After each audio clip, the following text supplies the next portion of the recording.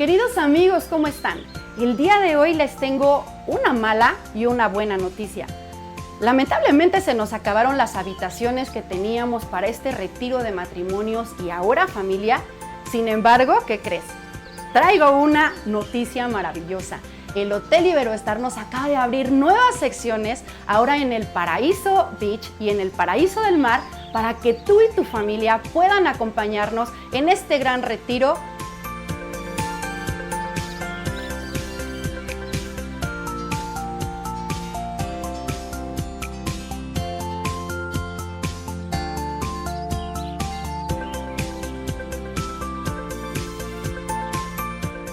Así que no te pierdas la oportunidad y el privilegio de llamarnos y apartar. Es tu última oportunidad. ¡Llama ya!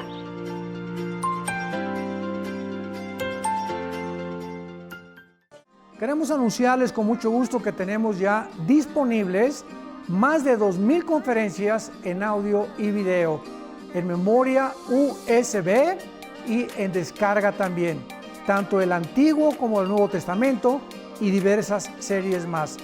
Les recomendamos y les sugerimos que las adquieran. Serán de enorme bendición para todos que están apasionados por la verdad y que aman las Sagradas Escrituras. Me da mucho gusto poder anunciar mi nuevo libro titulado El Anticristo, un libro que contiene realmente información bíblica, desde luego, como de dónde surgirá el Anticristo, quién va a ser el Anticristo, si va a ser un sistema o un ser humano, y poder llegar a un punto donde nos convertamos en esclavos de este hombre que surgirá en el Medio Oriente. Les invito a que lo lean, estamos seguros que va a ser de muchísima edificación para todas sus vidas.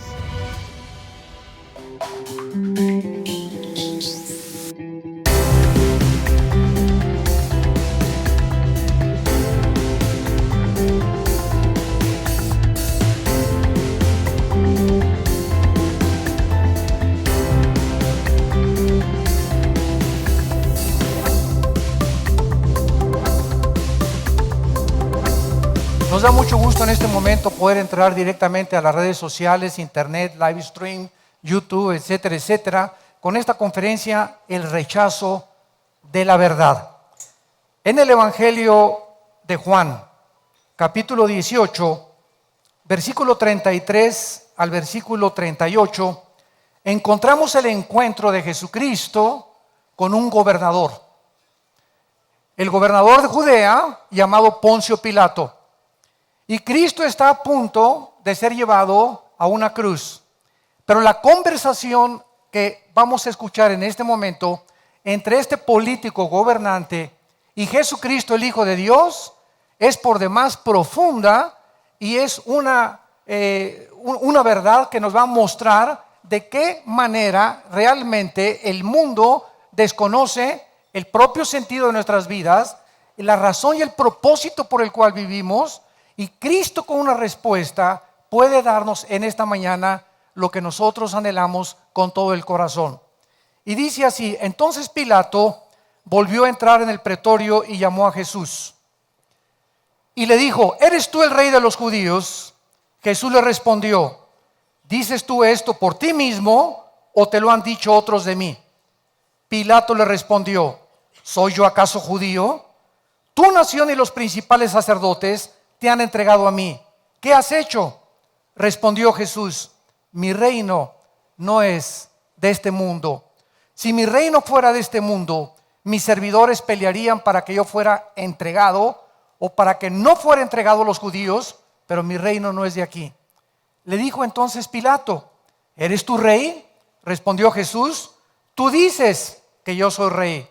Yo para esto he nacido. Y para esto he venido al mundo, para dar testimonio a la verdad. He venido al mundo a dar testimonio a la verdad. Todo aquel que es de la verdad, oye mi voz. Le dijo Pilato: ¿qué es la verdad? Y cuando hubo dicho esto, salió otra vez a los judíos y les dijo: yo no hallo en él ningún delito. Este gobernador hace 2000 años cuando Jesucristo le contestó que él no era el rey, sino que él estaba diciendo y aseverando que él era realmente el rey de los judíos. Y acerca de la verdad, nos damos cuenta que es interesante que en el mismo momento que Pilato le hace la pregunta a Cristo, ¿qué es la verdad?, Pilato estaba haciendo la pregunta más profunda de la filosofía moderna.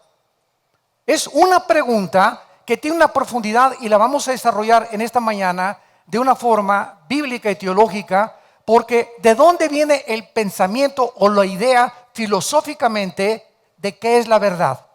¿De dónde proviene este concepto? ¿Por qué es tan importante al pensamiento humano? Cada idea que tenemos, cada relación que cultivamos, en cada conversación que nos involucramos, estamos de alguna manera buscando la verdad. ¿Será esta persona que se dice mi amiga realmente, será verdad que es mi amigo? ¿Con la que me casé, será verdad que es la persona que Dios tiene para mi vida? ¿Y será verdad que esta casa que acabo de comprar es realmente la casa que necesitamos? ¿Cuál es la verdad de tantas filosofías? ¿Cuál es la verdad de tantas religiones? ¿O acaso, como han concluido los ateos del siglo XXI, no existe la verdad absoluta? Todo es relativo. Tu verdad es tu verdad, mi verdad es mi verdad. No podemos tener ningún absoluto porque todo es absolutamente relativo. Una de las realidades más básicas e innegables, universales del pensamiento es la absoluta necesidad que el mundo tiene actualmente de la verdad, porque es la pregunta más importante, enfatizo, filosófica que se puede hacer. Vamos a iniciar en esta mañana esta conferencia tratando de definir etimológicamente la palabra verdad. La palabra verdad viene del hebreo emuná, con E de Enrique, emuná, y del griego aletheia. Y escuchen lo que dice la definición bíblica o teológica de la verdad. La verdad conlleva la idea de fidelidad, firmeza, consistencia, inmutabilidad y certeza. Estas dos palabras realmente significan la realidad en contraste con lo temporal. En otras palabras, vivimos en un mundo temporal. Todo absolutamente a nuestro alrededor es pasajero, todo se va a acabar. Lo afirma la ley de la entropía física, que todo tiene un desgaste, de acuerdo a la segunda ley de la termodinámica. Todo se acaba, todo se echa a perder, el motor de tu carro, tu casa, todo se despinta, estamos envejeciendo, el sol pierde millones de toneladas masa. Entonces, si nosotros queremos abordar el tema de la verdad, no podemos nosotros más que enfrentarnos con una imposibilidad al darnos cuenta que la verdad, escuchen con mucha atención, no la podemos nosotros definir.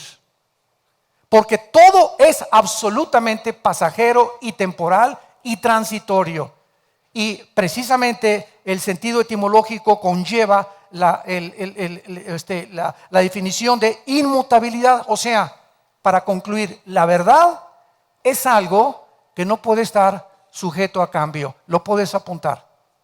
La verdad es algo que no puede cambiar, que tiene que ser consistente, firme, estable, inmutable, fiel. Y eso no lo vamos a encontrar en este mundo. Y por causa de esta definición, que precisamente la verdad tiene que provenir fuera de nosotros, Jesucristo baja al mundo hace 2000 años para decirnos: yo soy el camino, yo soy la verdad y yo soy la vida eterna. En otras palabras, cuando Pilato le pregunta a Jesucristo ¿qué es la verdad?, Cristo no le contesta, porque la verdad es una persona. Y esta persona se llama Jesús de Nazaret. Y en él están encerrados todos los tesoros de la sabiduría y del conocimiento humano. Veamos nosotros, por ejemplo, en el libro de Deuteronomio, en el Antiguo Testamento, de qué forma Dios es el autor. Él es el determinador, el origen, el gobernador, el árbitro, el patrón y el juez y el final de la verdad. Dice el versículo 4: Él es la roca cuya obra es perfecta, porque todos sus caminos son rectitud. Dios de verdad y sin ninguna iniquidad en Él, es justo y es recto. Cuando Jesús dijo, yo soy la verdad, Jesús estaba haciendo la aseveración profunda acerca de que Él era Dios. Porque no puede haber una verdad fuera de Dios. Y cualquier enfoque filosófico que se quiera abordar para tratar de definir la verdad o tratar de encontrar la verdad entre nosotros los seres humanos, nunca nos vamos a poder satisfacer. Nos vamos a enfrentar con un mundo de hipótesis, de especulaciones, etcétera, etcétera, como se encuentra actualmente el mundo. Jesús enseñó también en Juan 17:17 que la Biblia es la verdad. Santifícalos en tu palabra, la Biblia es la verdad. Este libro, damas y caballeros, que tengo en estos momentos en mis manos, es el primer libro que se escribió y se tradujo del original al latín por el monje Jerónimo. El primer libro en haber sido impreso en la imprenta de Gutenberg. El libro más vendido, más controversial, el libro que contiene los orígenes de los lenguajes del matrimonio, de qué es la familia, del sexo, de los gobiernos, arqueologías, genética, física, química, poesía, literatura. Aquí se encuentran los registros más antiguos de todas las disciplinas académicas que el mundo está enfrentando. Y al mismo tiempo es el libro más atacado y más controvertido. ¿Por qué? Qué interesante, porque es el único libro que contiene la verdad. Y el hombre, el ser humano, tú y yo, antes de enfrentarnos a Dios, éramos enemigos de la verdad.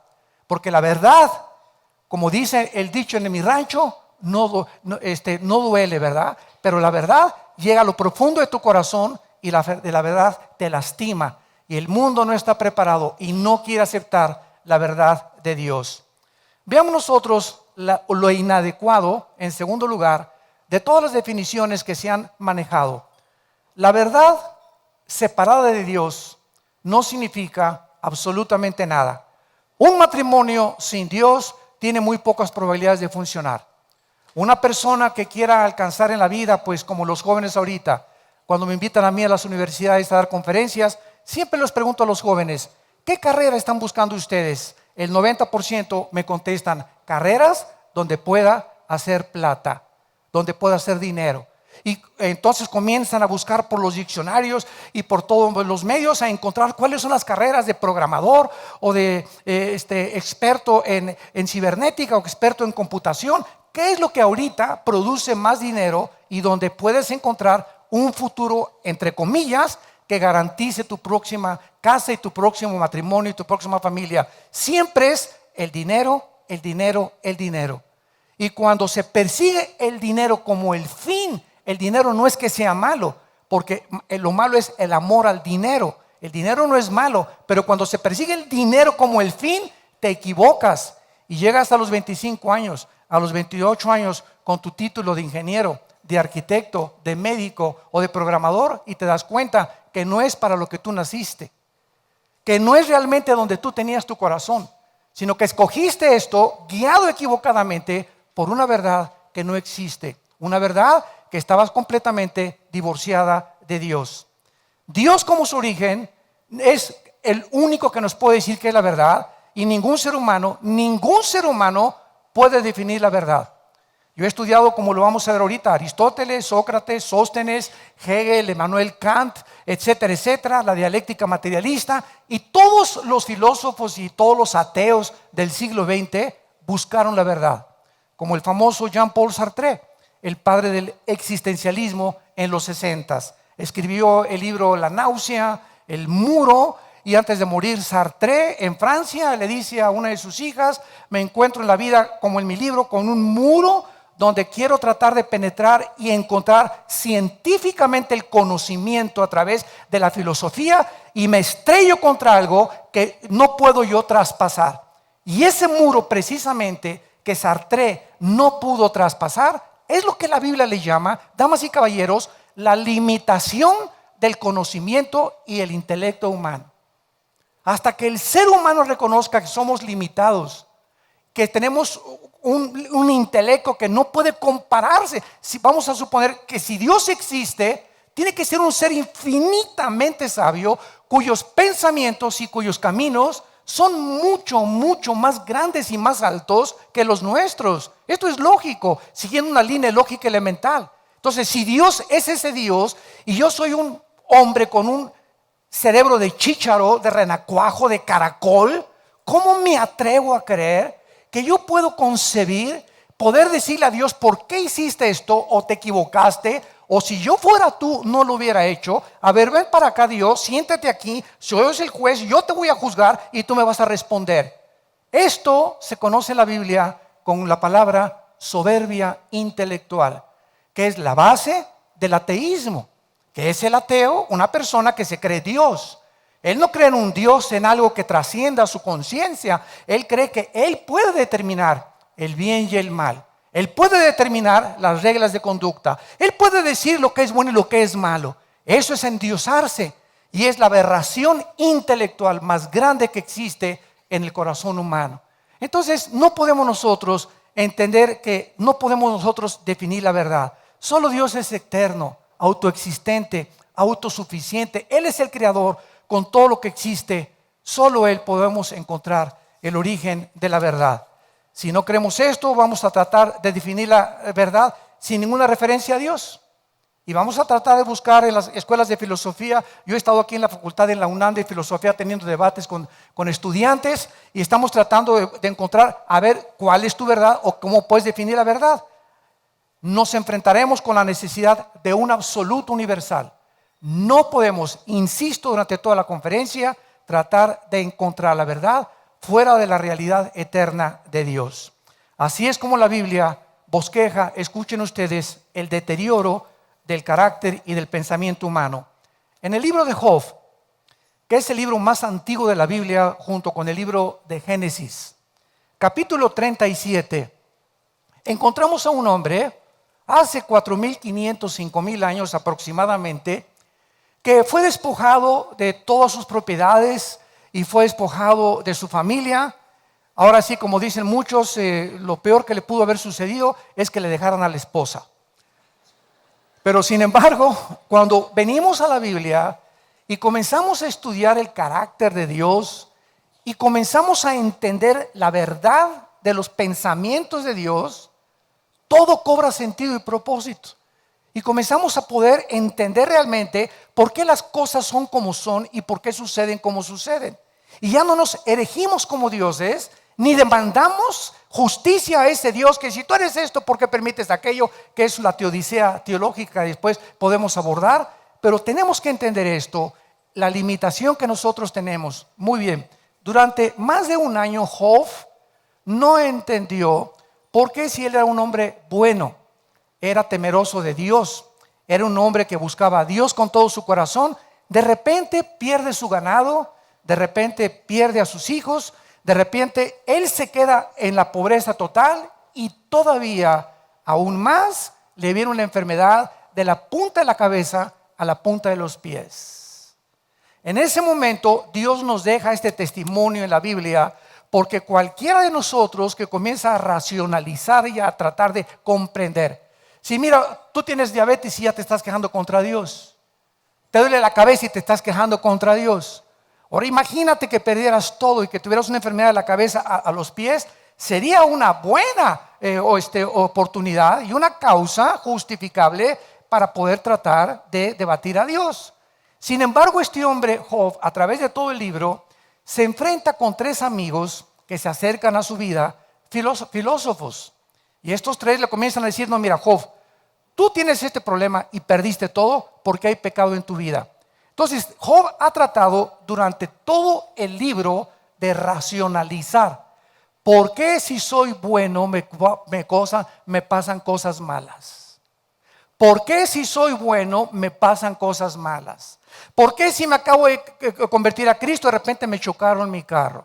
¿Por qué si soy bueno mi hija todavía es una rebelde y todavía no se convierte? ¿Por qué si he decidido abrir estudios en mi casa de la Biblia, el primera semana antes de que los abriera, ya comenzaron los pleitos entre yo y mi esposo, tuvimos un problema con la hija, precisamente porque la Biblia nos coloca en un mundo en el cual estamos ocupados nosotros en resistir a un mundo invisible que nos rodea de maldad.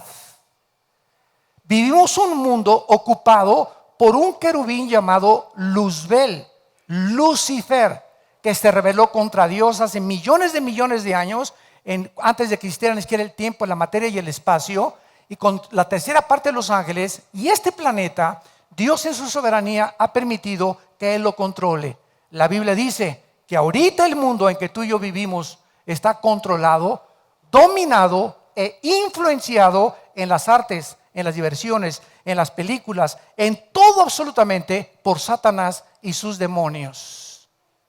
Y cuando Cristo viene al mundo hace 2000 años, si tú lees los 4 evangelios, inmediatamente Cristo desata la guerra contra criaturas invisibles que estaban dentro de personas que no sabían, creían que era epilepsia, creían que era problemas mentales, creían que era psicosis, o era un psicópata, o un esquizofrénico, o un paranoico, lo que la psiquiatría y la psicología califica ahorita como desvíos o problemas mentales, y Cristo los atribuye, los problemas que desquician la mente, a problemas de criaturas espirituales invisibles que Él llamó demonios.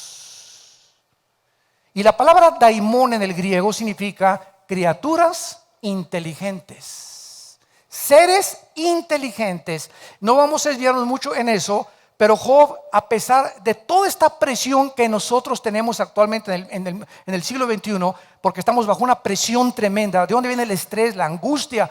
De que de repente no estamos seguros del futuro y me siento con ansiedad porque me estoy preocupando por algo que ni siquiera va a existir, porque estoy así tenso, amargado, enojado, intranquilo, sin paz, porque no estoy seguro de mi vida. Quiero tener el control de mi vida yo, y es imposible controlar nuestras vidas. El estrés viene cuando la puerta se la abres, cuando crees que tú estás al control y se lo has quitado a Dios. En el momento en el que tú crees que tú tienes el control de tu vida, le abres la puerta al estrés y se te olvida que hay un Dios que tiene control de nuestras vidas. Vengan a mí todos ustedes los que están trabajados y cargados, dijo Jesucristo, que yo los haré descansar. Si tú traes ahorita una carga que no puedes llevar y que te sientes que esa carga está desvaneciéndote y está devastando completamente tu vida emocional, es porque no la tiene Jesucristo. Porque Él dijo, mi yugo es fácil y ligera mi carga. Así que si hay alguna persona que me escucha que tiene problemas, que ha llegado a la desesperación y a la angustia, es porque tú los quieres cargar y tú los quieres solucionar, y estás muy equivocado. Se llama incredulidad. No crees a las promesas de Dios. Por nada estén afanados.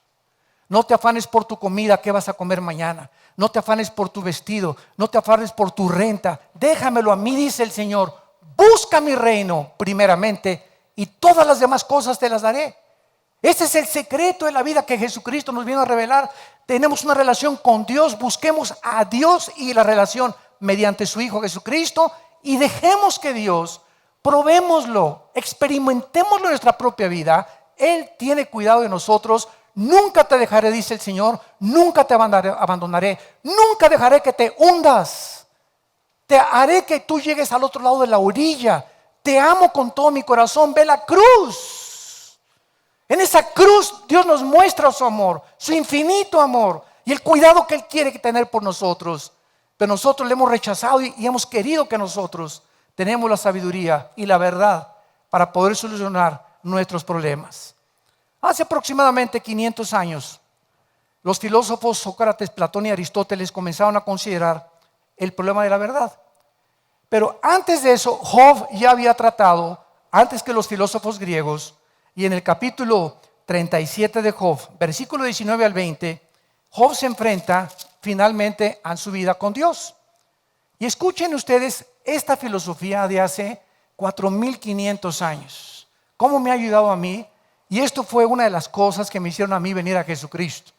Antes de que yo fuera cristiano, era filósofo y era ateo y comunista y marxista y el Che Guevara, una revolución social, necesitamos cambiar el idealismo de los jóvenes, etcétera, etcétera, y filosofías orientales y el budismo zen y todas las filosofías que hay buscando por todos lados la verdad, ¿qué es lo que le puede dar sentido a mi vida? Y en toda esta búsqueda insaciable llegué a encontrar en la Biblia las respuestas que mi alma y tu alma están buscando desesperadamente para que tengamos paz en el corazón. Y dice el libro de Job 37, 19 al 20, muéstranos lo que hemos de decir, porque nosotros no podemos ordenar las ideas a causa de las tinieblas.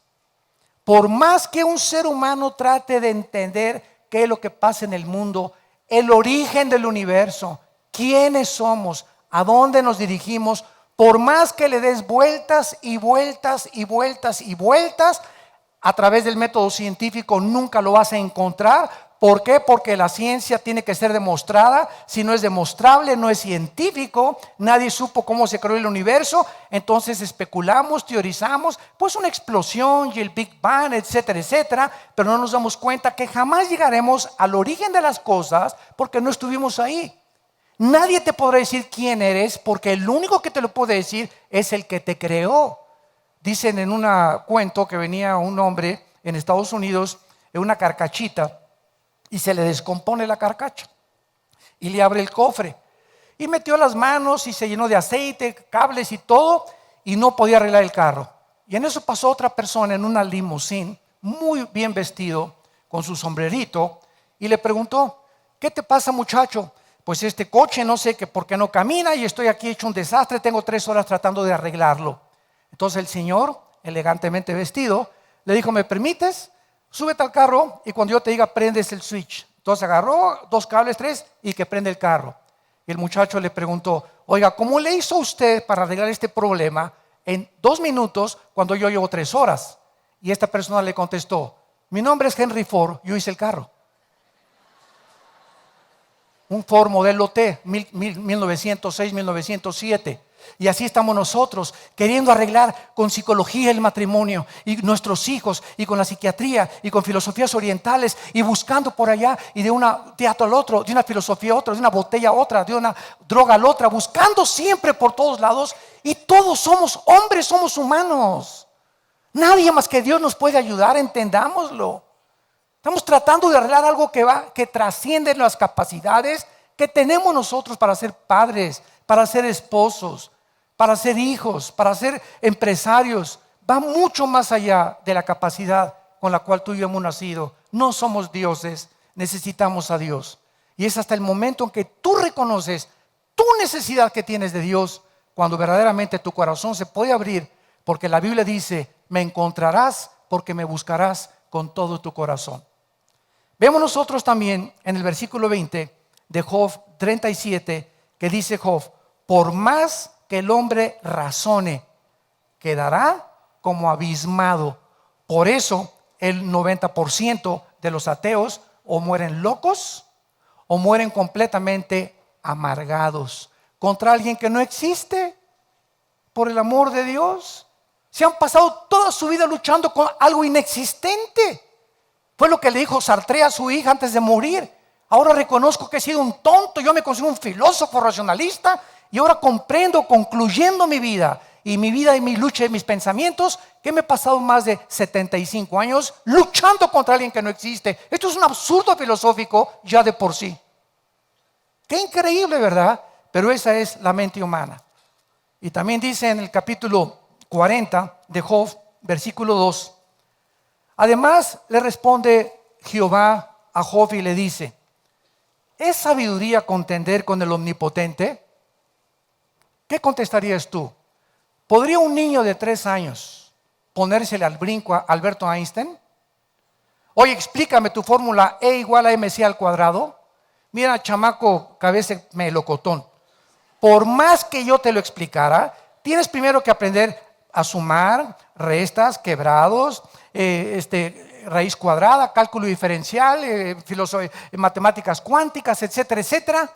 Entonces, ¿cómo es posible que nosotros, con lo limitado que somos, tratemos de contender, de encontrar en nosotros mismos o en hombres como nosotros mismos la respuesta a las preguntas más profundas de la conciencia humana. Y por eso la humanidad es una humanidad como Friedrich Nietzsche, el alemán que influyó el nazismo, el comunismo, el fascismo y el evolucionismo. Bueno, más bien, él fue influido por Carlos Darwin. Nietzsche acabó en un psiquiátrico como homosexual a los 50 y tantos años de edad. El que había escrito Dios está muerto no pudo más que enfrentarse con un muro, como dijo Sartre, y chocar contra algo donde no podemos en nosotros mismos, a través de ningún método filosófico ni científico, encontrar la verdad absoluta de Dios. René Descartes, en el siglo XVII, comenzó, vamos a ver 3 o 4 filósofos como un ejemplo de lo que ellos concluyeron de la verdad. Descartes comenzó a especular sobre la cuestión cómo obtener el verdadero conocimiento. Esta rama de la filosofía se conoce como la epistemología, que es la búsqueda o el estudio del conocimiento y la manera como percibimos todos la verdad. Porque como somos seres temporales, ¿se acuerdan la base donde partimos? La verdad es inmutable. Y como nosotros no somos inmutables, estamos sujetos a cambios emocionales, a cambios químicos, a cambios físicos, a cambios neurológicos, etcétera, etcétera. No podemos mantenernos en un solo nivel. Entonces las verdades cambian. Lo que era verdad hace 50 años, ahora no es verdad. Un ejemplo rápido: Plutón, el planeta, hace 30 años era considerado planeta. Y aparece de repente, compras un libro de astronomía a principios del siglo XXI y encuentras que Plutón ya no, disculpen, nos equivocamos, no tiene las características para un planeta. En 1948, Jacques Cousteau, el gran oceanógrafo francés, metió un aparato al mar y apunta en su bitácora: el sonido no se transmite dentro del mar. Y en 1954, 10, 15 años después, se inventa un dispositivo mucho más moderno, comprobando que hasta las langostas tienen comunicación. Lo que era verdad antes, ahora ya no es verdad, porque no hay una verdad absoluta en el mundo que vivimos, si Dios no es el origen de esa verdad. Entonces Descartes fue un racionalista creyendo, escuchen esto, Descartes creyó que la verdad sería conocida mediante la razón. Y cuando Descartes tuvo un ejemplo de una persona que le preguntó: ¿por qué fumas? La persona le contestó: pues porque me gusta. Y no sabes qué te hace daño el cigarro, la faringe, las encías, la tráquea, los pulmones, los pulmones. ¿No sabes el daño que te hace el cigarro? Sí. Entonces, ¿por qué lo haces? No, chepo. Pues porque me gusta. O sea, mi razón me dice, y los cigarros lo dicen: este producto es nocivo para su salud. Lo anuncian ya las fábricas y nosotros sabemos racionalmente que es malo. Entonces, ¿es la razón la que nos gobierna o las pasiones? No es verdad, se equivocó Descartes y lo descubrió, que es la razón la que gobierna al ser humano. Es las pasiones las que nos gobiernan. Una persona con razón dice: la familia es el tesoro más grande que Dios nos ha dado. Voy a luchar por mi esposa, no importa que se ponga gorda o que no se ponga gorda, o mi esposo que esté pelón, que no esté pelón, pero es el matrimonio en el cual nosotros tenemos que luchar a nuestros hijos. Esto es lo que la razón nos dice.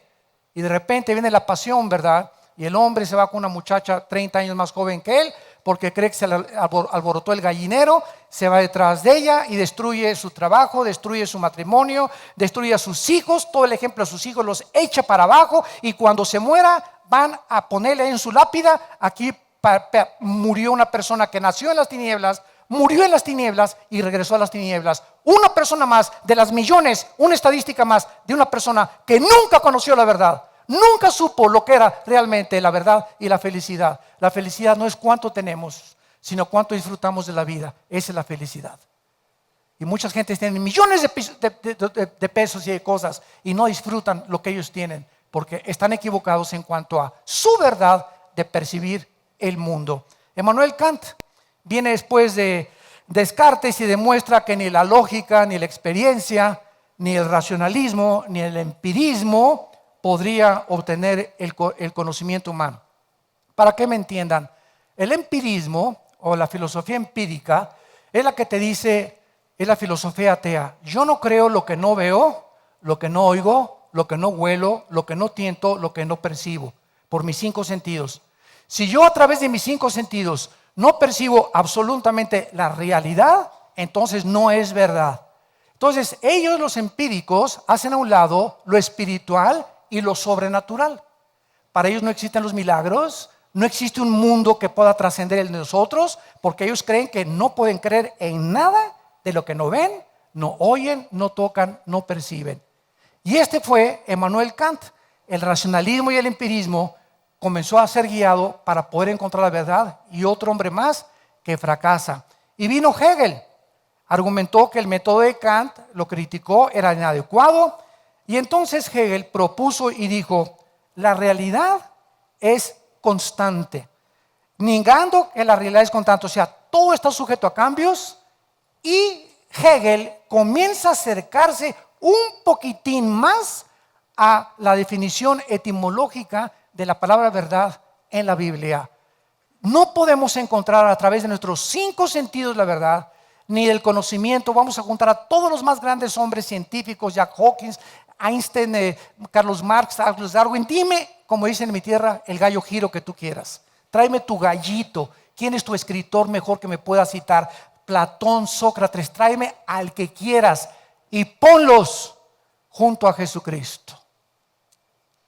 Ni comparación. Tráeme todos los libros sagrados que quieras, el Tripitaka de Buda, los Vedas de los persas, el Corán de los musulmanes, el libro del Mormón. Tráeme todos los libros que tú consideres sagrados y comparémoslo con la Biblia junto. Ni siquiera ninguno de los libros que tú me puedas traer se pueden comparar con el conocimiento y las evidencias tan grandes científicas que tiene la Biblia del ser humano y del universo. Es la palabra de Dios. Y eso es lo que debemos amar con todo el corazón. La palabra de Dios.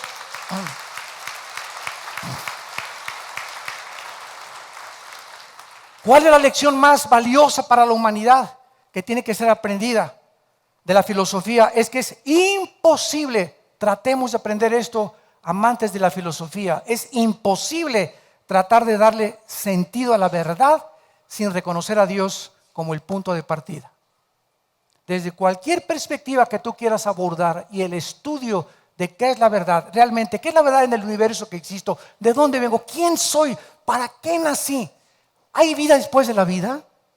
Y si no hay vida después de la vida, nada tiene sentido, nada tiene propósito. La moral es relativa, porque para los nazis matar 6 millones de judíos era su verdad. Cuando los trajeron al juicio de Nuremberg, 1947-48, les demostraron que la conciencia la habían violado, porque abusar de un grupo étnico como los judíos, no importa que o musulmanes o negros o mexicanos o chinos o lo que sea, cualquier ser humano que se erija superior a los demás es un hombre que ha perdido completamente la brújula de la verdad. Porque la verdad es que todos somos hechos de la misma sangre, que somos una misma raza, amarillos, morenos, negros, blancos, anglosajones, etcétera, etcétera, que todos provenimos de Dios y que todos los seres humanos, por más pobres que sean, por más ricos, por más indígenas, fuimos creados a su imagen y semejanza. Esto es lo que le hace digno al ser humano, la imagen y semejanza de Dios. Y esta es la razón por la cual debemos de tratarnos con respeto. Este es el fundamento de los verdaderos derechos humanos, la imagen y semejanza que Dios ha estampado en nuestros corazones. Y mientras no tengamos ese respeto de los unos por los otros, es lo que proviene con la palabra racismo, que cada vez aumenta más y más en el mundo. En el libro de Colosenses capítulo 2, versículo 8, el apóstol Pablo dice lo siguiente: nadie los engañe por medio de filosofías, ni de huecas sutilezas según la tradición de los hombres, sino según en Cristo. La Biblia nos hace un llamado de atención y nos dice: ten cuidado cuando vayas al puesto de periódicos y leas el Calimán y la revista, ¿verdad?, Duda, Por eso tienes las dudas que tienes. Y todas las librerías están llenas de especulaciones, de teorías, de perspectivas de un hombre, de otro hombre, etcétera, etcétera. Y cuando tienes así los billones de volúmenes de literatura que existen en el mundo, te puedes preguntar, ¿quién de todos está diciendo la verdad? ¿A quién voy a seguir? ¿Quién es mi líder? ¿El Che Guevara? ¿Mahoma? ¿Mahatma Gandhi? ¿Confucio? ¿Zoroastro? ¿A quién voy a seguir? ¿Quién puede elegirse y mostrarme cuál es el camino que mi vida debe de tomar? ¿Quién me va a decir cómo debo ser, qué responsabilidades tiene un hombre casado con su esposa? ¿Quién le va a decir a la mujer qué es la mujer y cuál es el valor verdadero de una mujer dentro de la sociedad donde ella se desarrolla? ¿Quién les va a enseñar a los hijos? ¿Quién nos va a decir qué es el sexo? Si yo tengo ahorita una copa y agarro una linterna y me la sirven llena de agua la copa y agarro una linterna y le hago así, alguien me dice, Armando, la linterna es un dispositivo que fue creado por el fabricante para echar luz, no fue fabricado para darle vuelta al agua. Entonces estás usando algo completamente equivocadamente. Para eso se usan las cucharas. Y por eso los jóvenes, como no saben para qué se usa el sexo, ni la gente sabe para qué sirve el sexo, lo estamos usando fuera del matrimonio de una forma completamente prohibida moralmente por la Biblia y por Dios, sin saber que detrás del mandamiento no cometas inmoralidad se encuentra el amor de un Dios que Él sabe las consecuencias tan graves que nosotros vamos a recoger cuando usamos el sexo indiscriminadamente. Solo Dios nos puede decir qué es el sexo. No me vengas por favor con el sexólogo de tu familia o en la televisión el doctor sexólogo. ¿Y ese de dónde lo sacaron? ¿Él inventó el sexo? Creo que el que inventó el sexo es el único que nos puede decir para qué sirve el sexo, cuándo debe ser el sexo y por qué nos dice Dios, no lo uses fuera del matrimonio. Él es el Dios que nos creó a su imagen y semejanza. Y cuando nos sometemos a sus leyes, podemos encontrar una vida completamente de paz y de completamente tranquilidad. La guerra contra la verdad no es nada nuevo, damas y caballeros. Comenzó hace 6,000 años aproximadamente en el huerto del Edén, cuando la serpiente le dijo a Eva la mujer, el día que comas de ese árbol del conocimiento del bien y del mal, serás como Dios, sabiendo el bien y sabiendo el mal. En otras palabras, tú no necesitas a Dios para decidir qué es bueno y qué es malo. Y esta es la razón por la cual la humanidad se encuentra ahorita en la depravación moral en que se encuentra, porque ahora ya la sociedad está aceptando que un hombre se case con un hombre, que una mujer con una mujer, y llegando al descaro, a la desfachatez y al síntoma más grande de descomposición social, que una pareja de esta se atreva a adoptar un niño. Destruir psicológicamente un niño es un crimen, es el más grande de acuerdo a Jesucristo. El que tropiece a un niño, dijo Cristo, que se amarre una piedra en el cuello y que se eche a un río. Es destruir para siempre la vida de un niño. ¿Con qué derecho? Hagan ustedes lo que quieran, no se metan con la adopción de los niños. ¿Quieres vivir con un hombre? Ve con un hombre y revuélcate con un hombre, pero no metas una criatura en medio de su porquería en la que están viviendo. Esa es la palabra de Dios y Dios sabe por qué lo está haciendo. Ahí viene la lucha entre la verdad y la mentira. ¿Se dan cuenta? La verdad duele. La verdad es directa y la verdad nos mueve en el mundo que hemos creado nosotros y que percibimos que es mejor. Y cuando alguien me dice, ¿estás mal? No, yo no estoy mal. Y no me conviene aceptar ese Dios porque yo tengo mis mandamientos. Si me someto a sus mandamientos, me estás diciendo que ya dejo yo de ser Dios. Eso es exactamente lo que Dios te dice en esta mañana. Ríndete y arrepiéntete de tus pecados. Y entiende que tú no eres Dios y que necesitas mi poder para transformar tu vida y mostrarte el camino, la verdad y la vida. La lucha entre la verdad y la mentira, entre el bien y entre el mal, entre la luz y las tinieblas, entre la seguridad y la duda, entre la fe y el temor, entre la santidad y el pecado, entre lo falso y lo verdadero. No hay más que dos luchas, dos titanes en el universo, y aquí mi mente y tu mente es el campo de la batalla.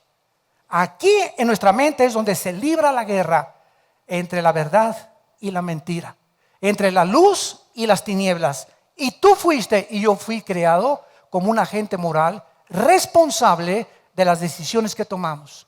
Cada decisión que tú tomes en tu vida, cada cosa que tú hagas en tu vida tiene consecuencias, para bien o para mal. Recuerda eso, porque lo que sembramos lo recogemos tarde o temprano. Y es esta guerra la que tú y yo tenemos que decidir, pidiendo auxilio y gritándole al que nos creó: reconozco que no soy Dios, que te necesito, Señor. Mi familia te necesita.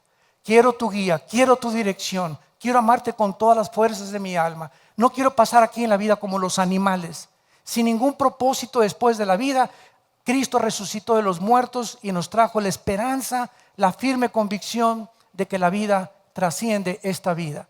La vida después de esta vida nos está esperando para enjugar nuestras lágrimas y para recordar cuando despertemos a su imagen y semejanza, ya sin el pecado, que podamos decir: valió la pena que las aflicciones que hemos pasado en esta corta vida, que son 70, 80 años lo que dura nuestra vida, comparables con la vida que nos tiene Dios esperando por toda la eternidad. Y finalmente,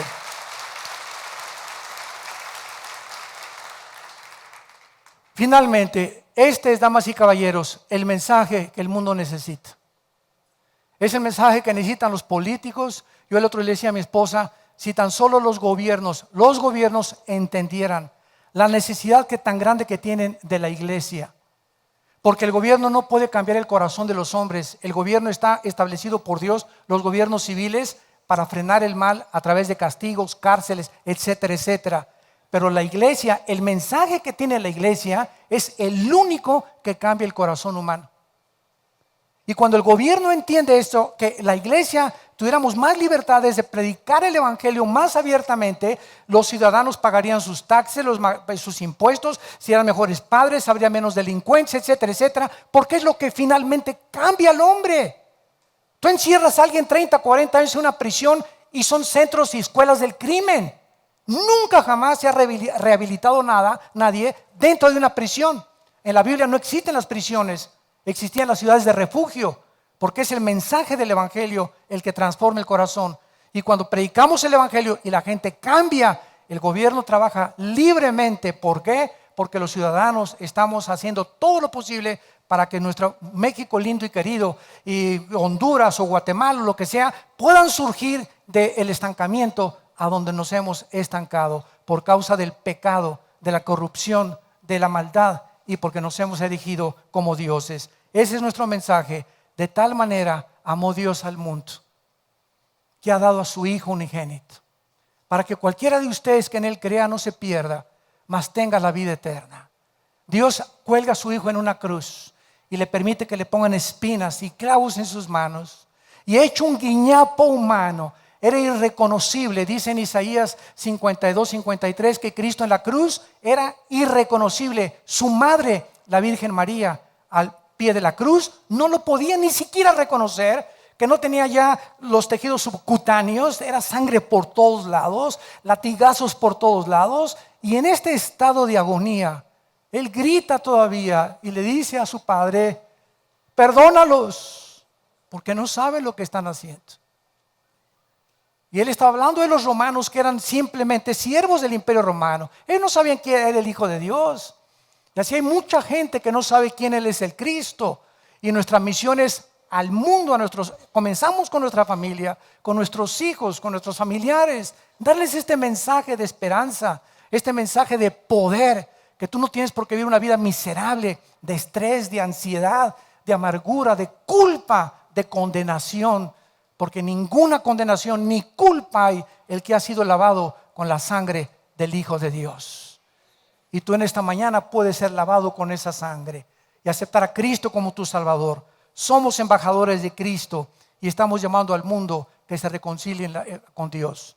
Yo te digo en esta mañana: arrepiéntete de tus pecados, por cuanto Dios, el Dios de la Biblia, ha establecido un día cuando tú mueras y cuando yo muera, donde va a juzgarte de todo lo que hiciste y de todo lo que yo hice. Cuando yo esté en ese juicio de Dios, podré ver la cruz y Dios me dirá: tú aceptaste lo que mi Hijo hizo por ti, estás perdonado, no hay condenación para tu vida. Pero todos aquellos que rechazaron este mensaje, la verdad, dijo Cristo en Juan capítulo 3, Esta es la condenación, que la luz vino al mundo. Como ahorita estamos siendo iluminados por la verdad, pero los hombres amaron más las tinieblas, porque sus obras eran malas. Es como mineros que se caen en una mina y durante 3 semanas no han visto la luz. Imagínate que de repente se abre un hoyito arriba y entra un rayo de luz. Cualquier persona que voltea allá adentro, los mineros, y vean la luz, se quedan ciegos, porque su retina se había acostumbrado a la oscuridad. Él necesita que la luz comience poco a poco a iluminarlo, pero no verla directamente. Por eso nadie puede ver a Dios. Nos dejaría ciegos espiritual e intelectualmente. Entonces esta luz viene progresivamente en tu vida cuando aceptas a Cristo y comienzas a ver que ya entiendes la Biblia y le das la vuelta, y sin que te des cuenta ya tienes un año en Cristo y tienes una paz que nunca te pudiste explicar. Tienes un sentido en tu vida, tu matrimonio comienza a cambiar, nuestros hijos comienzan a cambiar y nos damos cuenta que Jesucristo vive. Él vive y Él es la razón por la cual nosotros vamos a vivir también. Si Él no hubiera resucitado, no habría para nosotros ninguna esperanza, ninguna esperanza. ¿Cuántos de ustedes quisieran en esta mañana? Ninguno ha venido aquí, ni los que nos oyen por la televisión y los medios de redes sociales, ninguno está oyendo esta conferencia por coincidencia ni por accidente, sino porque Dios en su misericordia, escúchame, y en su gracia, Él te ha traído y te ha permitido que tú abras tus oídos en esta mañana y detengas tu vida. Ya pongas un alto a tu manera de vivir y te regreses a Dios, reconozcas que lo necesites, te arrepientas sinceramente de tu vida y abraces la cruz. Porque este es el mensaje que es el que va a transformar completamente tu vida, tu familia, tu trabajo y tu futuro. ¿Cuántos de ustedes quisieran en esta mañana abrirle su corazón al Hijo de Dios? Les pido por unos instantes que inclinen su cabeza. Los que gusten, así con tu rostro inclinado, dile a Dios estas palabras. Con todo tu corazón, lo más sincero que tú puedas hacer. Dile: Señor mío y Dios mío, te pido perdón por mi vida, por mis pecados. Reconozco que he vivido en las tinieblas, haciendo mis propios mandamientos y mis propias reglas para vivir. Ahora comprendo que te necesito, que tú en esa cruz diste a tu Hijo unigénito, Jesucristo, para que con su sangre, con su vida, Él pudiera pagar lo que yo nunca hubiera podido pagar con mis buenas obras. Porque ahora comprendo que es por la gracia que tú me aceptas en Él. Nos aceptas en el amado Señor Jesús. Creo que a los 3 días saliste de esa tumba, venciste la muerte.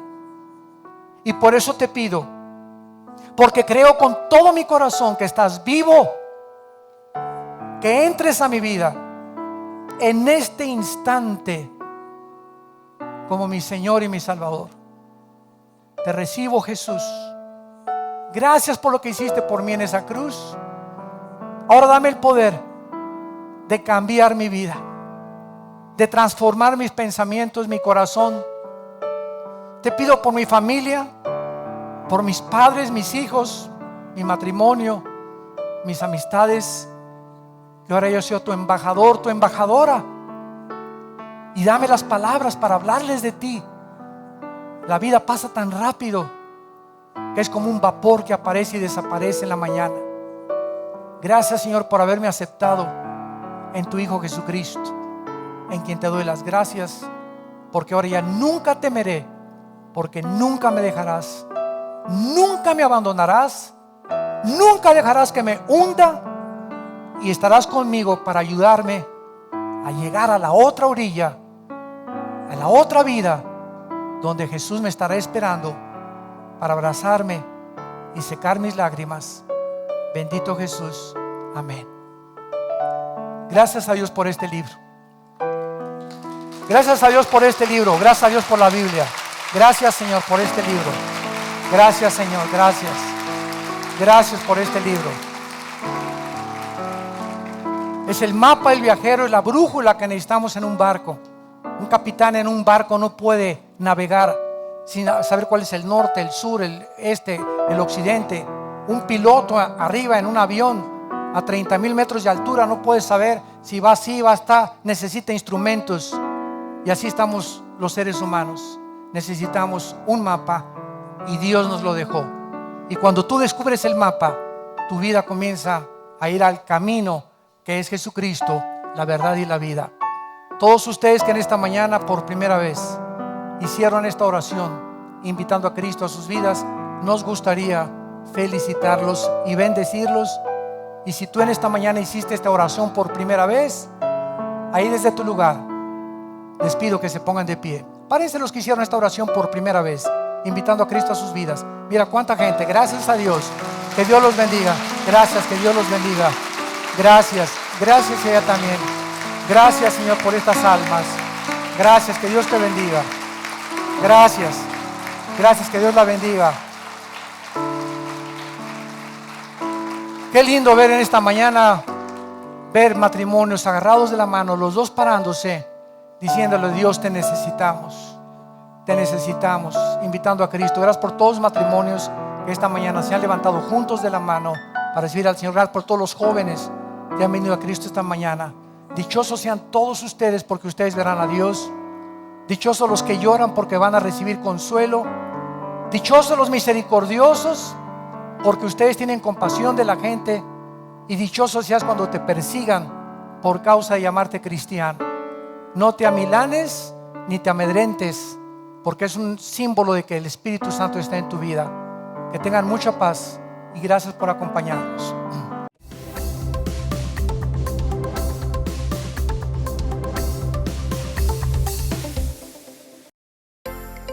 Vida Nueva para el Mundo se sostiene y propaga el mensaje de salvación de Jesucristo gracias a Dios y a tus donativos. Llevemos juntos el Evangelio de Jesucristo al mundo entero. Realizamos eventos, seminarios, congresos y diferentes programas para dar a conocer el mensaje de salvación y el poder de nuestro Señor, transformando y edificando vidas de mujeres, hombres, niños alrededor del mundo.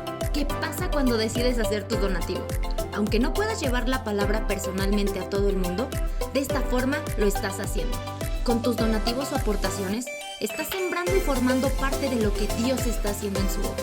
Estás ayudando a traer luz a la oscuridad, paz al conflicto y esperanza a los que no tienen ninguna. Dona desde México.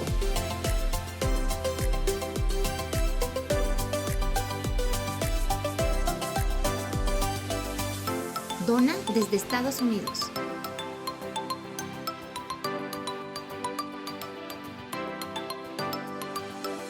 Para el resto de donaciones de otras partes del mundo, www.vidanuevaparaelmundo.org.mx/dona. Estamos cumpliendo la gran comisión. Por tanto, vayan y hagan discípulos a todas las naciones, bautizándolos en el nombre del Padre, del Hijo y del Espíritu Santo, enseñándoles que guarden todas las cosas que les he mandado.